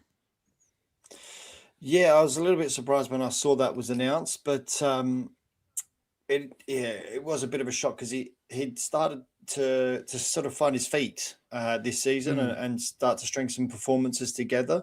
So it was a little bit of a surprise, but it is what it is. That's what Adelaide United's all about, is trying to find the next talent. If they feel that, or whichever party feels it's not working, they can sort of let them go back to club football, and that's what he's done. So be interesting to see how he goes at Adelaide City now that there's a multitude of attacking talent at Adelaide City. Yeah. So it'd be interesting to see how that goes. But Croydon just finding their feet again. They're coming good at the right end of the season. Lucas Rimboli getting back on the score sheet with 2 goals, and Ned Stiles scoring an absolute bomb again. I don't think he knows how to score anything but, to be honest, as this is his goal here. A volley from out the box and beautiful finish. So, like I said, I don't think Ned knows how to score anything in the 18-yard box. It always seems to be outside and a hefty hit. So, but good result for Croydon. It does put them into 6th spot, 3 points clear of Adelaide United. And it's an interesting one because now that Croydon have sort of 3-point gap on Adelaide United, West Adelaide are 3 points behind Adelaide United in 8th. Sturt and Campbelltown all sitting on 18 points, and Comets then in that second relegation spot. We all know Para Hills, unfortunately, they're going down. There's no two ways about it. But Comets have still got just to go on Para Hills, I was checking, so there's 18 points left from the possible remaining games, and they are 12 points behind. So if they don't get results within the next 2 weeks, they are definitely 12 confirmed. Points, but they're 12 points behind Comets, but they've got to get to 10th, so they're 17 points behind Campbelltown. Yeah. So if they so they're down this week. If they don't get a positive result, or if West Adelaide, Sturt, and Campbelltown all take a point and Para Hills take nothing, that's them mathematically down. No, you're correct there. Yeah. So. But that's the thing. Campbelltown, Sturt, West Adelaide now all looking over their shoulder at Comets, and it's could get a little bit of a, as we call, squeaky bum time for them. So be interesting to see how the next few weeks play out there, because like I said, Comets have turned things around. They've got positive results. Yes, they lost on the weekend, but they've had some positive results. So the only other game I could jump across to is Playford and FK Beergrade if you want me to. Might as well. Played at Playford. A bit of a surprise, actually, in the fact that Playford had a relatively good home form, but FK Beergrade, they've had such a good sort of couple of weeks, obviously, in the Cup and whatnot. 3 wins now on the bounce for FK Beergrade has launched them up into 4th spot, 5 points behind Adelaide City, 1 point above Playford. So it really sort of changed those two around. But Orchard having another across there, but he's really stepped up this year as Marcus Orchard. We've seen him play at Sturt and things like that, and he's really stepped up this year and found a really good home in that left back spot and made it his own this season. But they've been solid at the back as well, have FK Beergrade. So they've only conceded 19 all year, which is pretty impressive. I think it's like Yeah. the third best defense in the league. So, Second, they're just sorry, no, yeah. Second or third, yeah. So they've been fantastic defensively, and like I said, three wins on the trot. They've got the best form, along with, like I said, the top four now have got the best form in the league, and that's how you would expect it to be. And they've got 3 wins on the trot. So an interesting week next week for them up against West Adelaide, which could be called the FK West Adelaide derby, considering that many players swap teams in the off season. So, and just finally, Metro Stars defeating Para Hills 9-0. I won't show the goals because that's far too many to show in a short span of time, and I don't know what else more we could probably say about the game that the scoreline perhaps doesn't reflect. I suppose, at least from the rest of the league standpoint, as we said, Para Hills Knights all but down basically.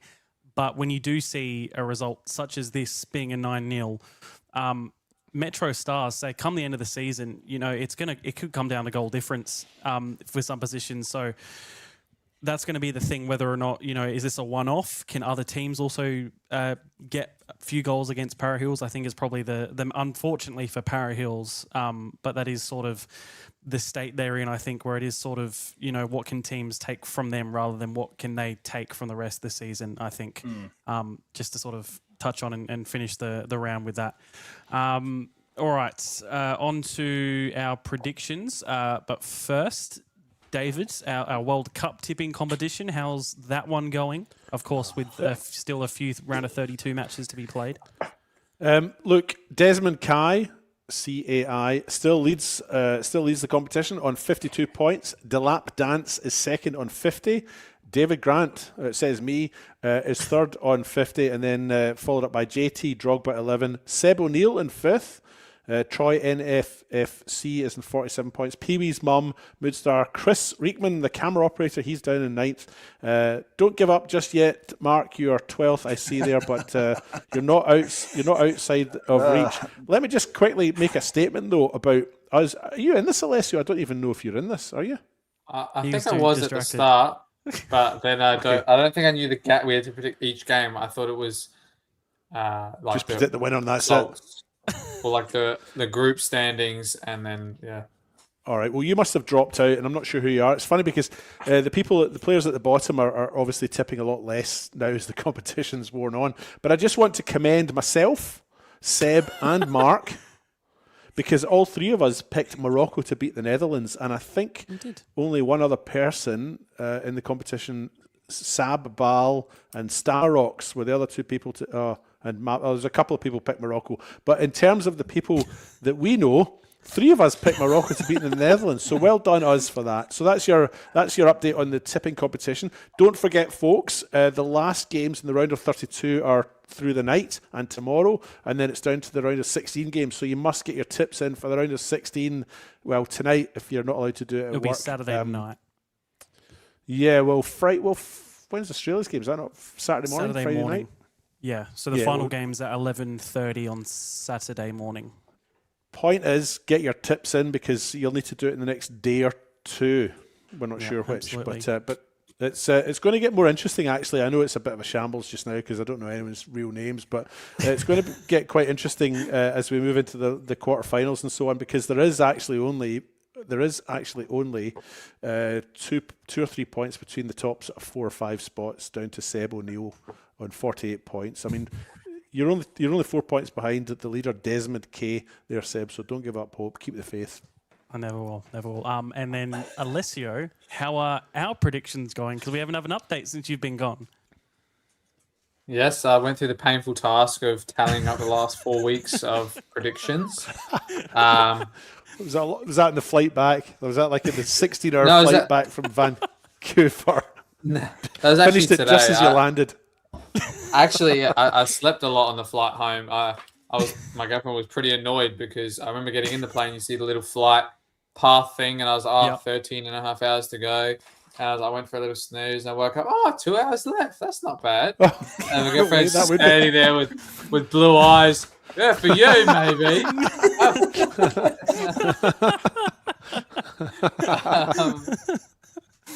But No, I did this today. It was not too bad once I get the rhythm for it. But over the most previous week, I'll give our results. Mark had 19 points, one perfect score with Salisbury Inter.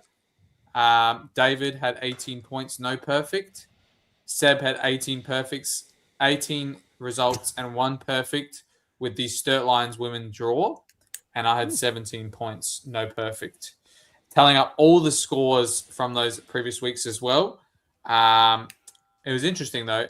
I did my predictions as I still thought. I'm not sure if there was a form that I was missing, but every week I had the worst points, and over the 4 weeks I had the least points as well. But somehow I've retained my spot at the top. So the current standings are myself on 337 with 26 perfect.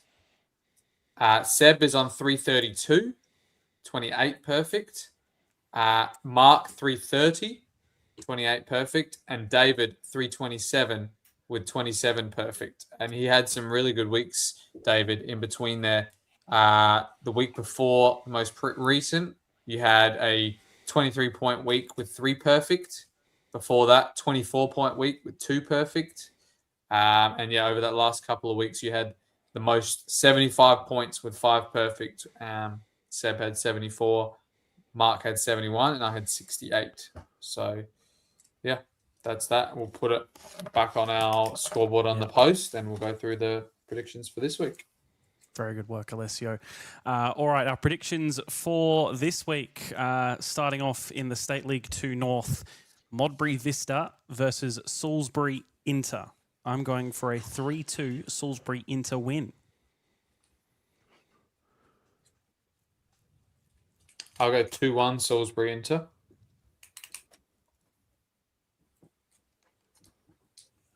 I'll go a draw, 2-2. Mark. I'll go Modbury Vista 2-1. Just have to be different, don't you? In the South, Western Strikers versus Vipers FC. I've gone for a 2-0 Vipers win.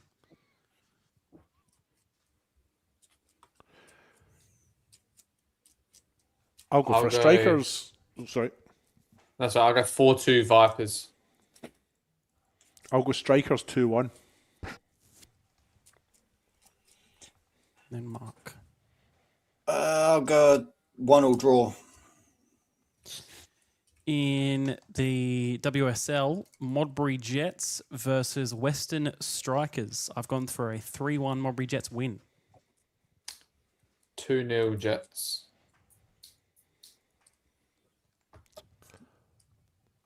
Sorry, I'm way behind here. This is Women's State League, and then it was who? It was Strikers Jets and Strikers. Jets. Yeah. Jets and Strikers. Okay, sorry about that. I will go for...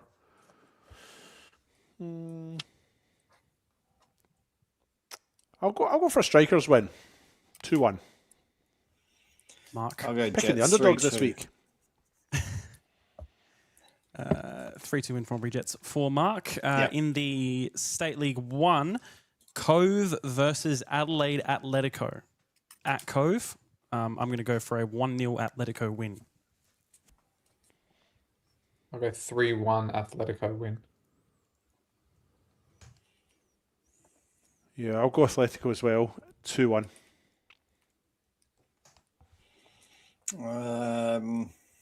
I'll go 3-2 Adelaide Atletico. In the WNPL, Adelaide University versus West Adelaide. I've gone for a 3-1 West Adelaide win at Service FM Stadium. It'd be interesting to see how West Adelaide bounce back after their first loss in the league when having to then back up again. Because when they've lost in the past, there hasn't been a game to play the following week. Don't have to remind them. That's very good. You know what I'm saying? Like they've never actually had to play the following Yeah. week after a loss because it's unfortunately been normally a knockout. So it will be interesting to see how they rebound. 5-1 West Adelaide. I'll go 4-2 West Adelaide. I'm going to go 6-1 West Adelaide. I think they're going to Wow. come back and absolutely go, you know what, we need to make it right. And it's just going to be unfortunate that it's Adelaide. They're playing Adelaide. Like Adelaide Union going to be on the receiving end. In the men's NPL, a big one. Metro Stars versus West Torrens Burkalla, possibly a top of the table decider. At TK Shutter Reserve, I've gone for a 3-2 Burkalla win. Oh, Possibly a certain player derby if he's confirmed. But I'll go a 3-1 Burkalla. oh, this is. It's your game too, David. I know. I'll go a 3-3 draw. No, I'll go a 0-0 draw. Give me another 0-0 draw. At least you're I'm claiming gonna go 2-2 draw. Both teams are good attacking. Both teams are good defensively. So Good stuff. All right, that's our show just about done for another week. First of all, where are we all for games? I have a double header, Adelaide Comets on Friday night for women's versus Football SA, and then men's versus Croydon. And then I have Adelaide United versus Campbelltown City on the Saturday afternoon. Anyone else? I also have a double header. I'm at TK Shutter Reserve. I'm covering the women's game.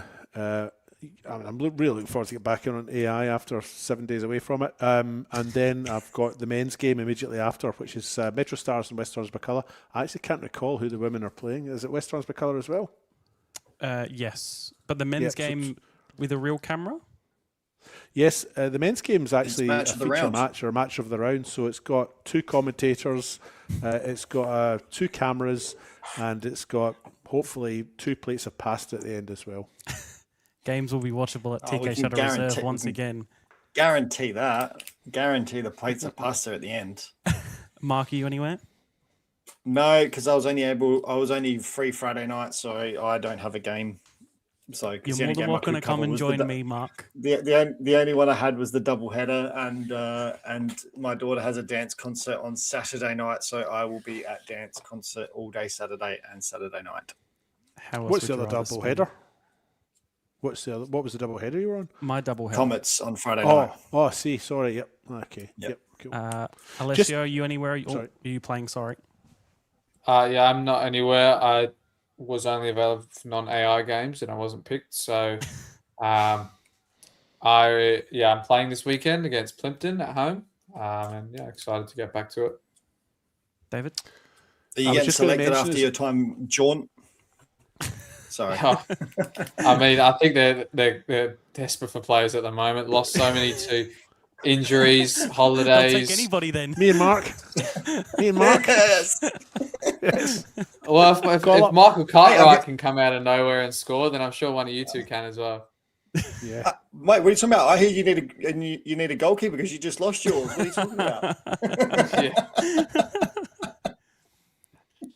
David? I was just going to quickly mention that I've put my name down to go to State League 1 on Tuesday the 7th. Yes. The Cove are playing Modbury Jets down at the Southern Soccer Facility, main pitch down there. I haven't reached out to Cove yet to let them know, but I have endorsement from the governing body to do that game, and Simon Jimenez will be joining me at this stage. So that game is going to have commentary on Tuesday night, catch-up game at Cove. Excellent stuff. With that, basically everything. Anything else before we finish off for another week? No, just get out to games. Get in touch with us if you want to join. That's it. Yeah. No, fairly easy. Enjoy your football this weekend. Of course, last match of league football until cup final day next Saturday. Which will be much looking forward to. But until then, enjoy the league football. A big weekend of league football to be played. And yeah, we'll see you all next week. See ya. See you then. And we look like we're heading to extra time, but there's still 5 minutes to play here, Mark. And by all means, there could be more chances. Still in the box, and it's another goal! And it's Andre Cole, the hero for Croydon! We thought it was over, but it's not over, and Croydon look like they're going to go all the way to the win! can't say that now. Here goes Yuki Sasaki into the area. Panagaris, Chrissy Panagaris. Adelaide Comets have taken the lead. Falcon there, but it leaves Owen Windsor. And a third for Metro Stars. Here's Emma Ryan. She's not one of them because she's from Darwin. The shot from DeCola. Lily DeCola scores in the cup final again and wins it for West Adelaide. As the ball cuts back here to Odenwalder. And James Odenwalder scores. He makes it 2-0 for West Adelaide on the day. I bet he was going to be Travella if he puts one in. He goes himself instead. And it's still Soy Sakani. It's unbelievable, David, as well. And that one is definitely going to be credited to him. Will have to be chased down by Rapawano. He'll put in a cross of his own. Hobbs wasn't able to capture it. It's in! It's not the one that steals Adelaide Athletic promotion. I got the skills to make the girls sing, and the geezers too. Yeah, we're doing this thing.